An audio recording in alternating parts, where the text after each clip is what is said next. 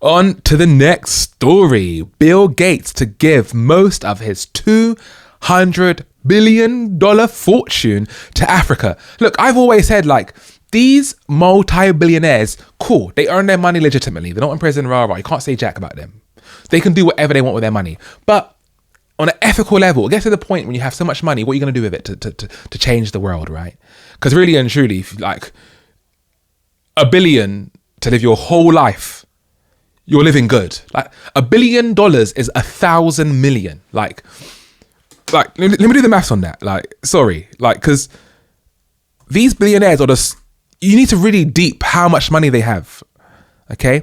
Of course, not all of his money is liquid, but say you had $1 billion. So that's 2, 3, 4, 5, 6, and then 0, 0, 0.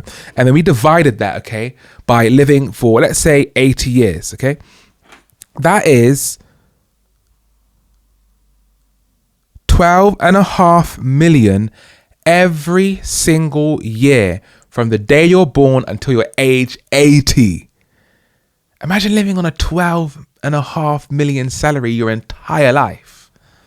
You're living good. You can fly private. You could probably afford to have a private jet. Yeah, definitely first class, but I'm sure you can afford to have a private jet with your own pilot and stuff. You can't afford a yacht at that level, so you're too broke. But you can afford to rent boats like a yacht, like for a week or something every single year. You're living a great life. But listen, these guys like Elon Musk and Bill Gates, he has $200 billion fortune. 200 billion. Now, of course, all that money is not liquid, of course, but that's an indication of how much money these guys have. So it's like, at a certain level, it's like, you don't need all that money in it. The next question is, what are you going to do with it? You have to start giving back, just ethically, because you have just so much money that if you don't give back, even though it's a free world, it's capitalism, you're kind of a DH if you don't give back, because it's like, raw, like it's a free world, it's freedom of speech, I'm into that, but if you don't give back, something has to be morally wrong with you. Of course, you can give back to your kids and stuff as well. Like, say Bill's got 200 billion. This is what I would do. I would give 10 bill to each of my kids. So let's say I had 4 kids, that's 40 billion, okay? I would give another 20 billion and divide it around all my cousins, family, sisters, grandchildren, nieces, nephews, all of that, and my wider kind of network. And the rest are just given to charity. Given to charity, whether that I be building churches, I'll be helping out, I don't know, people in Africa going down there, building schools, building hospitals. What do I need the money for? At a certain level, it's like, I don't need this money. So let's find out what Bill Gates is planning to do with his money, because I'm quite interested, because let's see if this is BS or if this is the truth, mate. Microsoft founder Bill Gates say that the most of his $250 billion fortune will be spent on improving health and educational services in Africa over the next 20 years. The 69-year-old said that by unleashing human potential through health and education, every country in Africa should be on a path to prosperity.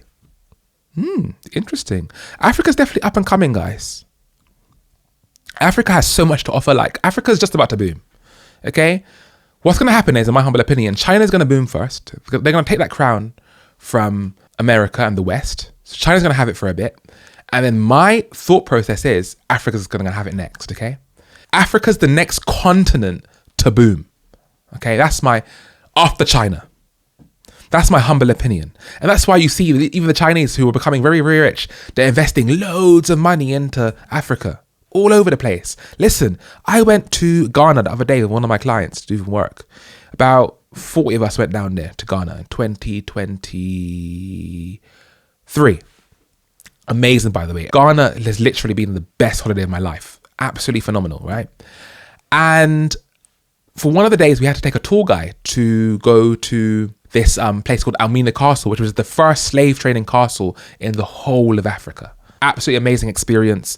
I recommend anyone, especially if you're black, to go there and see what our ancestors went through. Phenomenal trip. But anyway, to get to this tour, we had to obviously hire a coach to get from the hotel all the way to this castle. It was about an hour and a half to 2 hour coach. And when the coach turned up, it had Chinese writing on it. It was a Chinese coach company. And I thought, what the hell are they doing down here? Like, this is crazy. I thought I'd find some sort of Ghanaian or even African company doing the tour guides, but no.